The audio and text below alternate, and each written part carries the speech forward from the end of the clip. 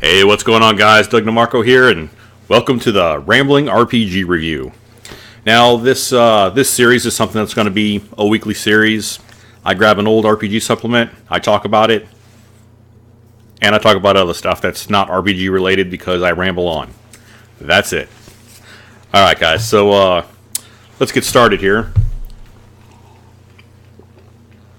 And this episode is brought to you by The White Russian. A classy, if almost unheard of, alcohol beverage. So, we will talk about the Libris Mortis, Book of Undead. This is for 3.5, I believe. It came out, it's either for 3.5 or it came out at the very end of 3.0. This is also, in addition to the Villain Design Handbook, this is one of my favorite supplements, especially for those of you who run undead heavy campaigns. Buy this. Buy this as soon as you can and read through it. This is a treasure trove of awesome information and ideas. So the blurb on the back is, this supplement is for the D&D game, presents a comprehensive overview of undead. Really? You'll uncover information for creating, customizing, and combating undead. That's very important because they put a lot of information and twists on what has been previously presented information in smaller supplements here and there. They pieced it all together and created this, which is very good. This also comes with new rules, feats, spells, prestige classes, which we don't see those anymore, along with a host of new monsters and monster templates. These really aren't new monsters or templates. Basically, it's, a half-gnoll vampire. That's not a new monster. Anybody can make that. But it's something new, something spicy. Also, they say in order to use this as a player, you just need this book. In order to use this as a DM, you need the whole core supplement. That is not true.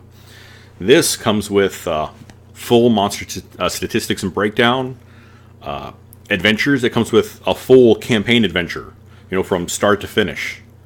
Leveling your characters on through. Don't get me wrong, you're not going to be able to level your characters through like this because there's just not enough meat there, but, it has a complete full adventure, 3 of them. And this is phenomenal. So, let's crack her open. This was by Andy Collins and Bruce Cordell. I've never met those gentlemen, although I'd really like to. I'd really like to get a really good copy of this because this is beat to shit. I've used the hell out of this. And get some autographs. Maybe there'll be a Gen Con one of these years. But especially the art and everything in this is gorgeous. Look at some of this art. This is just the black and white line art.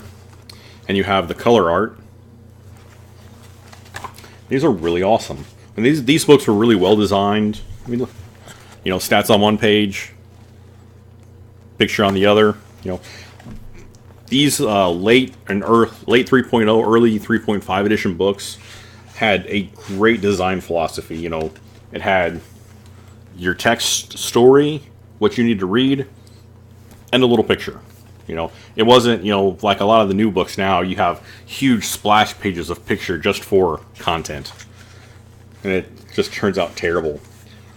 So some of the first things we're going to get into is an undead religion. Undead have their own religion. It goes through everything from Afflux, who I've never heard of, to Nurel, which is, a pretty, known god, much like Orcus. Goes through weaknesses, blah, blah, blah, blah, blah. Character options. Let's go ahead and flip through some of this right here. Your character options are basically just, new classes.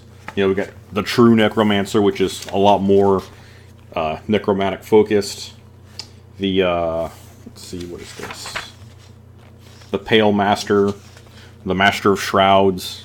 A lot of these classes that were awesome that got left by the wayside by people who just really got fed up with the changeover and just dropped, D&D altogether. And then got burnt on 4th and then just nosedived until they found Pathfinder. And hopefully a lot of people are back with 5th edition, which I enjoy 5th edition. I think it's a really well made bridge. It takes a lot of the old stuff in 2nd and 3rd and 3.5, skips 4th, but cuts out a lot of the bullshit. And so you have a nice, smooth running game. Nothing's going to be perfect. The people who play Pathfinder, all the time, oh, Pathfinder's the best thing ever. It's been out for years and years now, and it's become bloated. The same way second edition, really was just out for 20 some years almost, and it just got so bloated. Just full of rules and expansions on rules, and it was just terrible. So many supplements and splat books. That 3.0 was really a welcome change. I enjoyed 3.0. It had a lot of its flaws, and I really enjoyed 3.5. 3.5 was my preferred D&D style game until 5th edition came out, and then that's all you can find to play is 5th edition. I tried 4th edition. For the entire time 4th edition was out, I didn't play D&D. Didn't have anything to do with Wizards of the Coast. Nothing. It's just, that one thing that basically killed my group, especially, and a lot of groups, is that, moving from 2nd edition to 3rd edition was a hard choice. Because now you got to rebuy all those books you had. Okay, that's fine. We bit the bullet. We bought the books. And then 3.5 came out. And that just kicked us right in the teeth. Because now, you got to buy even more books. And then, because that dropped a lot of people. Most of us, decided, okay, we're going to take it in the teeth again. We'll buy 3.5. And then, 5 years after that, 4th edition was announced. And that just, people were done. People who had played since 2nd edition, I played some 1st edition, but don't get me wrong, at no point I was way too young for 1st edition, even though I'm an old man. 2nd edition was my entry into D&D. But, people who've been playing since even 3rd edition, once they saw, hey, 4th edition, buy more books. Buy more $50 books. It killed everything. And that initial price point, again, still in 5th edition, is what's keeping anybody away. You can't have $50 books and demand people buy all three. You have to buy all three of these books to play this game. Or you can buy this little $30, starter pack that has junk in it that, you can try and play D&D with it, but you're not going to have much fun. Rambling on again. Edition Wars. Anyways, we got a bunch of new spells in this. You're not going to be able to read some of this, but let me get to what I have bookmarked. Yes, bookmarked. Those bookmarks I bitch about from Dungeon Crate, here they are. I'm using them to keep my place in this book. Too bad. So, one of the highlights of this book is the new magical items. Now, I would love to find the original art for this. Some new magical armors, they got pictured up. But they really went into detail for an undead-focused campaign. Or for really any campaign. And here's some shields and shrouds. Magical shrouds. When was the last time you had one of those? Some weapons. I don't really have any pictures of weapons. But one of my exact favorite part. Because this came in at a time to where I was, they'd stopped making Planescape in 2nd edition. Didn't bring it over to 3rd, 3.5, 4th, or 5th. For fuck's sake, bring back Planescape. But, so we started Undead heavy campaigns. And then this book came along. And we were playing a gray neutral / kind of bad, not necessarily hero campaign. And I wanted something different. I needed something a little different, a little something to breathe a little life into the campaign. Couldn't play Undead because they're overly powerful. And we didn't have this supplement yet. So when I got this, I noticed this right here. See if we can be able to see that. Undead Grafts. That is where you take an undead item, like a zombie arm, a Bodek's eye, a Morog's tongue, and you place it on yourself. You chop your own arm off and graft a zombie arm to it, to yourself. Now, why would you do that? What would that do? Well, let's see. A zombie arm is a permanently rotting limb that grants +2 inherent bonus to the grafted creature's strength, but also permanently reduces the grafted creature's dexterity by 2. Not a bad trade. Pretty even. The grafted creature can use the zombie's arm to make a slam attack. The damage dealt is the same as being dealt by a zombie of the creature's size. Now, in order to get this graft, you have to have someone who can graft flesh, animate dead, and pay 25,000 gold pieces. Price is a little high, especially for a lot of campaigns. So when we would allow this, we would generally use it for favors, doing a favor for a necromancer, something like that. But, generally this was stuck with 1 or 2 items only. And, although it's not mentioned in this book, when you would graft these on, it kind of made your character, especially at the lower levels, say at the 6th to 8th level, a little overpowered. So there had to be some kind of drawback that was to this. So, not in the book, but we decided that whenever somebody would cast Detect Undead, you would pop up. You would pop up as undead. And the closer they got to you, they could see that you weren't undead, but part of you was. So when you try and sneak in with good aligned parties to do something, the cleric casts Detect Undead, and you pop up right behind them. That's a conversation you need to have. Also, Dispel Undead. We decided, I don't remember the rolls anymore, but we decided that with a high enough roll, a cleric could dispel that grafted item. Like you have your zombie arm, and you're beating the hell out of somebody with it. A cleric could cast Dispel Undead, and if you got hit with it, you would have to make a Constitution roll to see if, your dice check to see if, you got to keep your arm. If your arm would, disintegrate. Because we decided not to, move it from Dispel to Disintegrate, just across the board. You lose that arm. It rots off. That was something that we thought was really nice, and it made the game much more interesting than just decided, well, I want 2 zombie arms because I'm awesome. That gives me a +4 strength, and I got 8 dexterity now because I can't walk over a log without tripping, but I can crush anybody. But there's some other stuff on here. You have mummified eyes, a paralyzing arm, skeletal hands, things like that. Another bookmark. This also had new monsters. Basically new takes on older monsters renamed. Bone rat swarm. It's just a swarm of rats, undead rats. Nothing crazy. A corpse rat swarm again, same thing. A crypt chanter, kind of like an undead bard. A deathlock, which was brand new for this supplement. It's now in the Monsters Manual, but the Deathlock was brand new for this. Ghost Brutes, Dirt Golems, there's that Gnoll half-vampire. Again, not really a new character. That goes into the templates part, where you can become part of something, half of something. Those got kind of overused, overplayed. Hey, I'm a half mummy. How the fuck does that work? What's the logic behind a half mummy? That's just whatever. Whatever. You go with your little special snowflake stuff. Alright. The third bookmark. We get to the adventure parts. These are fully fleshed out adventures. There's 3 of them in here. That take you all the way through various... here's the map of the Borrow Field.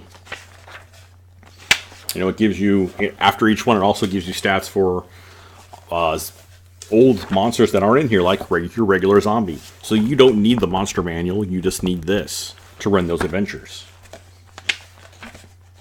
It comes with colts and, ooh, look at that. An old piece of scratch paper. We'll talk about that in a second. Burrows, all the way up to the Fanghurst, where the gnolls, or not gnolls, what are they called? Not gnolls. Some kind of undead that I can't think of. Ghouls, because I am retarded. You end up in the catacombs where all the ghouls are, you take all of those out, and hey, you free everybody and win. Alright. And that is Libris Mortis, Book of Undead. I cannot recommend this highly enough. This is awesome. Now we're at 15 minutes, so that's the end of this video. Go ahead and click out because I'm going to ramble on for another probably 3 to 4 minutes about how I used to run campaigns, because this reminded me of it. So go ahead and click out, and I'm going to take another drinks here, see if I can't get wasted. Oh, Lord. Ooh, that's got some bite. All right. So, see if we can get this on camera. Because I used to DM campaigns a lot different than most people, especially when I went to Gen Con and would DM. I would ask for certain things. So, let's see if we can get a picture of this. If it'll... All right. So, you know, we got the name, character name, AC, attack. What is that? AC, attack... I don't know what that is. Hit points. Oh, armor. Because I already said that. AC attack. What is AL? I don't remember what that is, but it was very important at the time.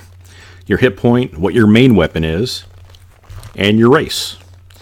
Now, as we can see here, let's take the first one. We have Aristide, who has an AC of 26, an attack of +9. 48 hit points, wielding a katana because he was an edgelord, and a weeaboo with a race of tiefling. Now, why would the DM need all that? Because as the DM, I created encounters. I would go through and create my baseline story with options here and there and tailor it as we went. But the monsters, ooh, I'm getting some feedback. Sorry about that. The monsters themselves, I would tailor to the party. And when I say that is that I didn't throw out a challenge level 10 monster. No. I took what, say, a challenge level 10 Gnoll. I took the basic Gnoll. And I looked at these. Okay, so AC, he's got an AC of 26. Okay, so this challenge level character can't even hit him. So why don't we up that a little bit on the fly? The same thing with, you know, the half-elf. Looks like we have a crossbow, so that would be the cleric, Scion, who only has an AC of 20, but 48 hit points. You know, pretty decent, pretty all around there. I would challenge all of the monster encounters to these statistics to make sure that, one, nothing ever came across as just way too easy. They just didn't start steamrolling through everything. And two, it wasn't too hard. Like, say we started an encounter, and I noticed right away that these guys are having a lot of trouble with this. Maybe the AC is inflated on the monster, and I just, you know, didn't have time to adjust it, and they can't hit. So now it's time to quickly change that up. You know, oh, you know, rolled, got a, you know, 19. Ah, sorry, you didn't hit. Well, fuck, you know, that's about as high as I can go. You know, his AC must be 20. Now we got to roll natural 20s to hit him. Okay, you know. Let's change that up. After, say, 2 rounds, you know, you just simply pop in and say, you know, select one character, you know, usually a mage or a thief. It's like, you notice a shimmering aura disappear. And then I drop his AC down to, you know, say 14 or 15. You know, make the combat a little more even, a little more fun. Because a lot of DMs, especially newer DMs and younger DMs, focus on the fights and how to kill the player. I mean, sure, it's, you know, fun every now and then to have a player death, and it brings a lot of drama. But when you run a campaign, your focus should not be on killing a player unless it is known well beforehand. Like, you know, the Tower of Gygax, or, you know, the Temple of Elemental Evil. Something you're going into where you know that you're going to die. Your character is dead on entry. And so you're playing with that in mind. When you're playing through a regular adventure, you know, you should have brief stints with death. Like, say, you know, I also, with this, I'm also keeping track of their hit points. So I know when I can bring someone down to 5 hit points. And then I attack him again. Well, he just did 10 points of damage.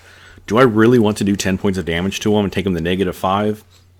No. Let's cheat that. Let's cut that down to 6. So now he's at -1 and laying on the ground bleeding out. So now his friends can help him, you know, but have time to help him without somebody attacking him. And excuse me. So everybody has a fair chance. Is it cheating? Yes. Is it fun? Yes. It maintains the fun. and it gives, and characters know that they have a chance to die. You know, this isn't some highfalutin adventure where nobody dies. People can die. All right, so we're at, good lord, I rambled on for way too long on that one. We're at like 20 and a half minutes. So thanks for watching, guys. I'll get off here. Next week, we'll have another D&D, probably 3.5 book that I babble on about. But after that, it's going to open up to probably a Battletech book. So we'll see if that gets popular. Like I said, all of these little rambling videos probably aren't going to be popular at all. No one's going to sit through 20 minutes. But I don't know. I like them. I like talking about this stuff. If you like hearing about it, let me know below. All right, guys. You be awesome. Thanks for watching.